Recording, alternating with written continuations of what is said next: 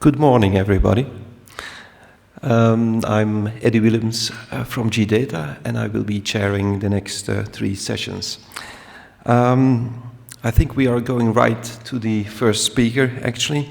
It's Alexandru Maximciuc from Bitdefender, and he's going to speak about the Dyreza protocol and the advantage of learning a new language. Go ahead, please. Okay.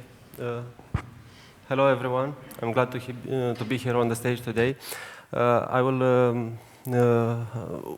together with a colleague, we worked on a small project to gain intelligence about the Dyreza's configuration, what their protocol is like, to be able to answer at kind of informations, what are the targets and why are they targeting these ones. I'm sorry, I'm not a good speaker, not even in Romanian, but I'll try to do my best.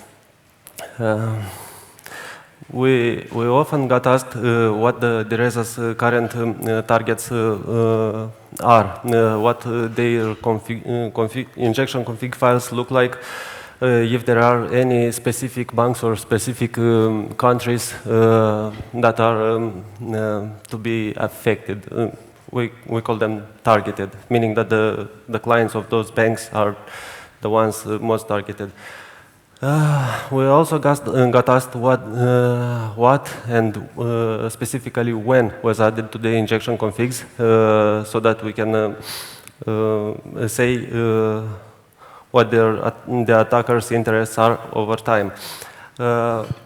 Also, being aware that there are many campaigns that Dyreza uses, we were asked if there are any specific targets per campaigns or any differences, any major differences between the resources for some campaigns. So in the next minutes, I will share with you our first idea of a solution. The first idea was to implement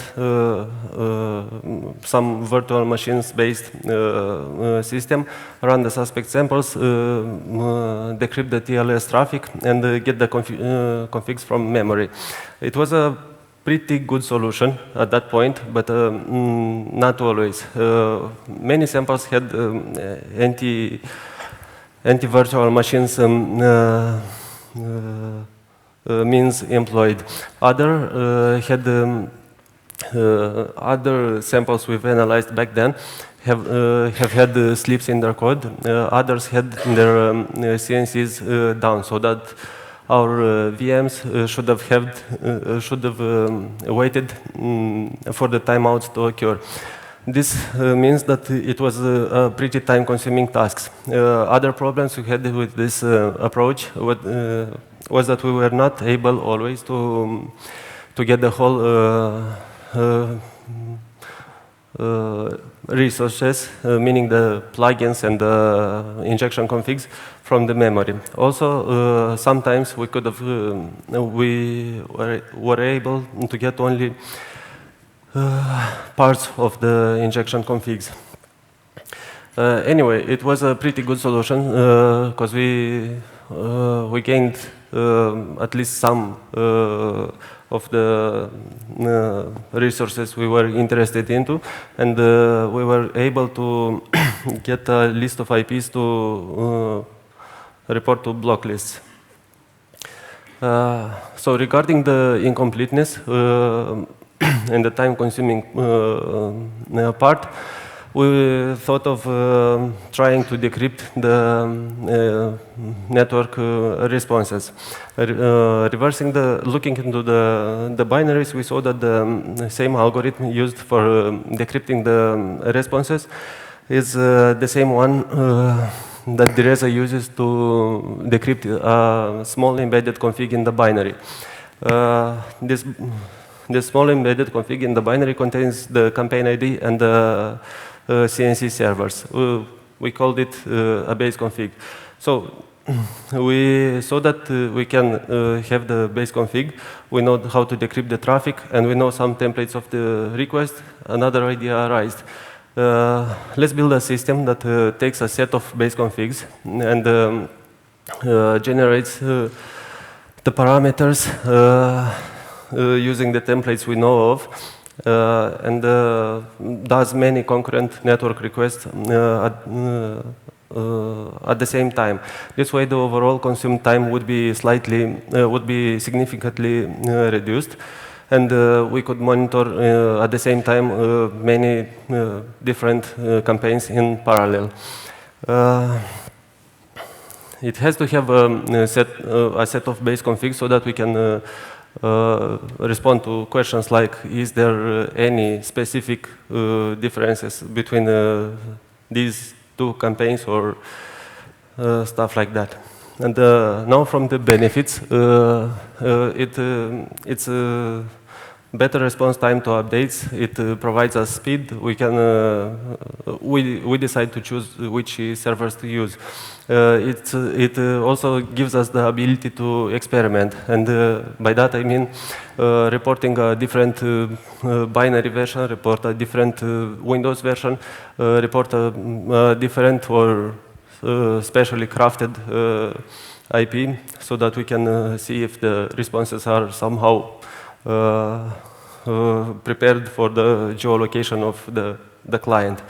Also, it's, in our opinion, a more scalable solution than the previous VMs one. On a modest system, we are running concurrently 25 pretenders, let's call them so. Also, being run 24/7, we increase our chances to spot the glitches, to spot the isolated configs that were pushed only once, and see if there are at some point any errors on otherwise good servers. But there are some drawbacks too. It needs time to code one. It needs time to test the system, and also it requires a better understanding of the protocol and the whole components, how they are tied together.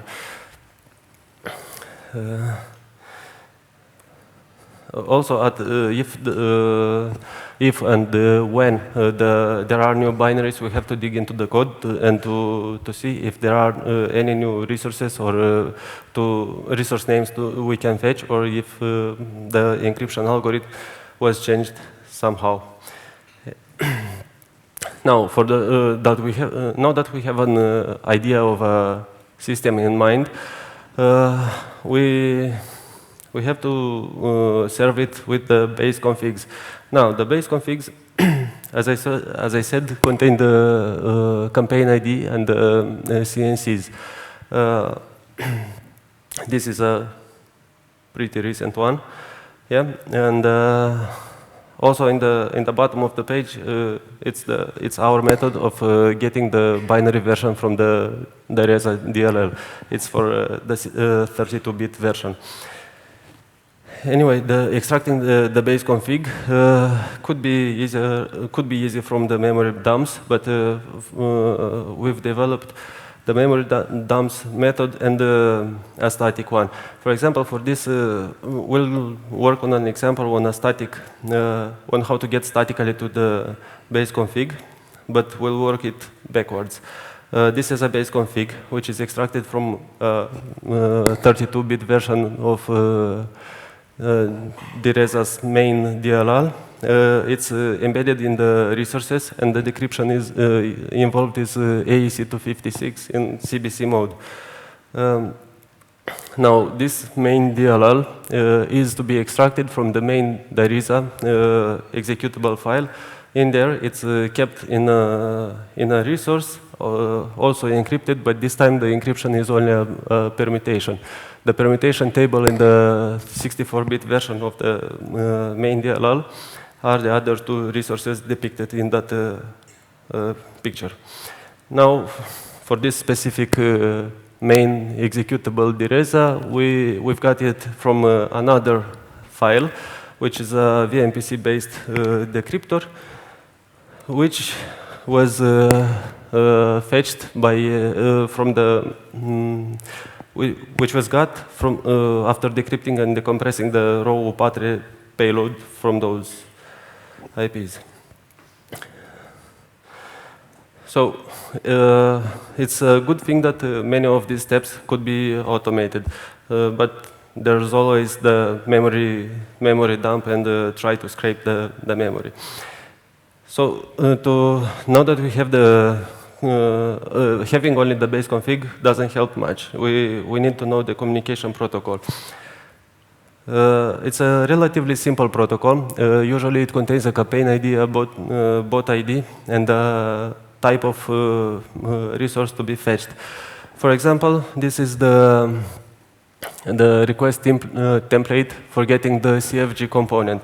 We called it CFG, somewhat misleading, but it's we called it like that in lack of a better name. Anyway, this CFG component contains the other server IPs, the data post server, the module servers, which we are using later, and the command server. For the record, we didn't see in this period of 6 months any other command servers besides 1234:443. But I guess we all kind of think that that's a dummy entry in there. Anyway, for this specific request, getting the CFG, it has the type of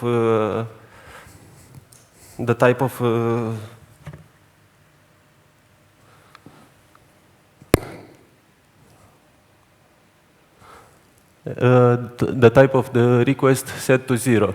After that, it's the Windows version, bot version, and bot external IP. Those parameters I was saying about being able to experiment with.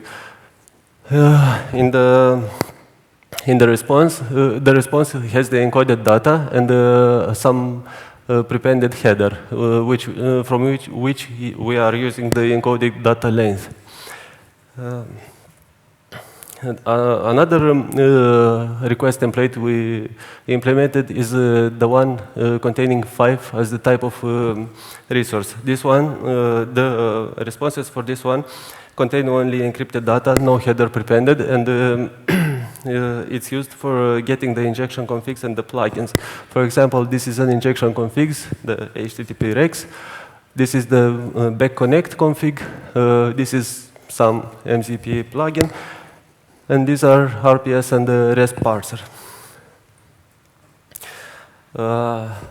In the end, our framework tries to fetch a new base config. They have this update mechanism. We get the base config from file. They are aware that those CNCs won't live forever, so they have a method to update the base config so that the bots can always have valid CNCs. The request template contains the number 23 in the, as the type of resource to be fetched, and the current base config version. They are checking these values, but there is a value which it's always good for us, and some string. The response for this request contains the encoded data, and also, very important for us, the version of base config attached in this packet. This is a pretty recent list of modules and of resources we fetch and parse and keep into our databases. Some of the resources are to be fetched from the CNC servers, those IPs which we can find in base config. Some others are to be fetched from the module servers, the ones specified in the CFG component I told about earlier. The list is not static. It was updated over time. For example, the HTTP rex2 and the REST parser, we've added that back in April. Back connect CFG and RPS2 were added in May, and RPS, PFC, and RDPP, RPS, PFC, and RDPP were added in September this year. Now, the encryption algorithm I was saying about, it's not that rocket science, but it's a simple AES 256 in CBC mode. The interesting idea about the decryption is that the encrypted buffers usually have 48 bytes prepended to them. These 48 bytes are used to compute the key and the IV for the decryption. The first 32 bytes are used to compute the key. The next 16 are used to compute the IV. Key and IV are computed by repeatedly and successively applying a few times the SHA-256 on a temporary work buffer. Yeah. I hope you can see the code. Yeah. Now, having these basic building blocks, the request, the communication protocol, the base config, and having an idea of how it should look, we decided on roughly this framework. We get the sample, we unpack it, either statically or VMs or real machines, where that's the case, extract the base config and the bot version. If at any point those regular expressions I showed earlier don't work, we can easily report a dummy version. We used to do that at some point. Now, when the framework, when the pretenders begin their work, they take the CNCs from the database, the version of they should report to the servers, generate the needed parameters for the templates, and start doing the requests. First step is to download the CFG. After that, we decrypt him, and after we get to fetch the plugins and the injection configs. We decided to download the CFG component first, so that we can parallelize the retrieval of injection configs and the plugins at the same time. All of these steps are logged. If at some point the decryption fails, we are triggering an alert so that we can spot easily when and if the protocol, the decryption algorithm was changed.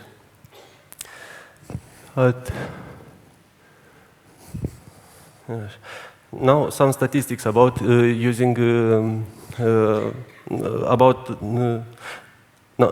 some statistics from this continuous run of over 6 months. In this time, we entered to the system about 300 base configs from unpacked samples. The system fetched by itself about 1,200 new base configs. We are now monitoring 321 campaigns. We have had only about 600 IPs which returned valid content. Also, during these 6 months, we've generated about 230,000 unique bot names. So I guess the statistics page for the bad guys is pretty crowded. Yeah. Parsing the injection configs, we have seen 770 targeted company domain, where it was possible from the URL specified in the injection configs. We kept only the domain. For example, from my.super.bank.tld or tld being even co.uk, we kept only bank. Here's a look of how their interests are growing over time. On the x-axis, we have the targeted company domain, as I said earlier, and on the y-axis, we have the first timestamp we saw that target in the injection configs. As you can see, some updates are bigger than others, and there's not much idle time between the updates. the affected countries. Also from those injection configs, we tried to extract all the domains and tried to find the country they belong to. Here's a heat map for those where we could find the country. As you can see, UK, Germany, and Australia were the most affected ones. Sorry for misleading title here. Yeah. From those about 600 CNC servers that replied us over this period of time with valid content, here's the heat map of the geolocation. We can see that most of them are in Russia, Ukraine, and the United States. Now, some intriguing facts about that we've observed into the data. Here's a look at our Kibana dashboard we are using to monitor our system to see how the things are going. On the x-axis, we have the timestamp. On the y-axis, and the graphic is split by the component name. On the y-axis for each component, we have the count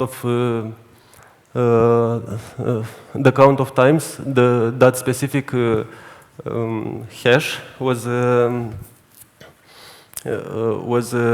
served to our pretenders. As you can see, for some resources, there's only one metric plotted. But for other resources, we can see that there are two metrics. We call these parallel streams. And here's a zoom in on those parallel streams. What we've observed is that these parallel streams are not necessarily updated at the same time. Here it's almost the same time, but for example, here they weren't updated at the same time. The one the picture above is for the CFG component. Usually the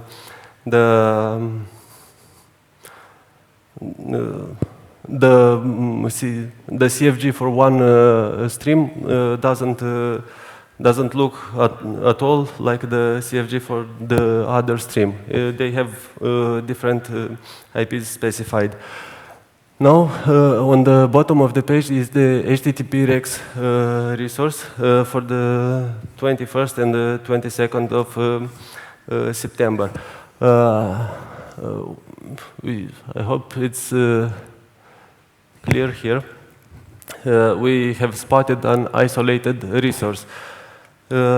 It was fetched only once, by one bot, but it was a valid resources. Yeah, these are the decrypted hashes, not the encrypted ones. Anyway, it was a valid resource, and the only difference between it. Looking at the stream before, at the data before, the configs before and after, it looked like this isolated dot corresponds to the stream which is served more often. The difference between this isolated hash and its successor is only one domain name changed, which looked like a correction of an affected bank. Some other curious case is a stream transition. Some of the campaigns are usually getting only hashes for one stream, meaning it's the same injection config fetched from the beginning till that injection config is updated and never served again. But there are points in time where, or better, there are campaigns which are having some stream transition, meaning that from those parallel streams I showed you earlier, they usually fetch the resource of one stream, and at some point they fetch the resource of the other stream. In this particular example, the HTTP Rex for this campaign 0304 UK 21, it fetched the green hash 13 times, and the other hash 1 time only. We don't know yet any reason why this happens, but we've reviewed our code, and it doesn't seem like a bug on our side. Hoping so. Here's a bigger picture of the stream transition. Now, another interesting case is that on the upper picture we have the HTTP, the REST parser component, and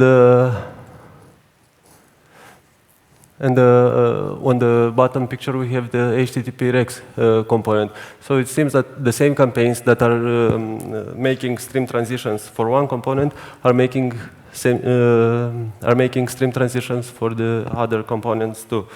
We don't know why yet.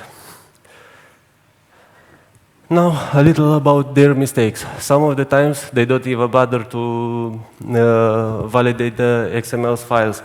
Don't open the tags, don't close the tags. At some point, we found the HTML BR command, which stands for break line. I don't know why it could be there. And other observation is that they don't have a template for the CFG component. They have sometimes they put the data servers and the module servers. Other time they put first the module servers and the data servers. Anyway, it was a fun project to build. It was fun and a little challenging to fix our XML parsers for their mistakes, but it's still a hard work and requires attention to keep an eye on new developments and to also keep an eye on our process. If at some point the decryption fails or we can't handle the stuff anymore. But all of this is compensated by the amount of information collected about having the responses prepared for the questions like what are the targets right now and what are the countries targeted. And we also have we can near real time update the block lists so that we can protect people, and the timestamps we are fetching, which are pretty close to the updates they push, are always a good good thing to keep around. Anyway, that's all I had. Thank you. Okay, thank you for the nice presentation. We have about 1 minute or 2 minutes left for an eventual question. Are there any questions? The gentleman out there. Hi, Alex. Thanks for the presentation. So my question is related to the errors in the XML. I wonder whether their code is able to parse those XMLs and extract the information, or it's actually meant to detect the AV companies snooping in. Because if they are not able to extract the content and you are, and you're going to those IPs, this is how they detect you. Yeah, it's a good question, and it was an idea I said I'll look into the last night. We tried that at some point to look into this, but didn't have time to finish. So I don't have a clear answer for this question. Sorry. All right. But it would be nice if they wouldn't parse these ones. Aren't it? Okay, any other questions? The last one, maybe? No? Okay. Let's thank together Alexandru.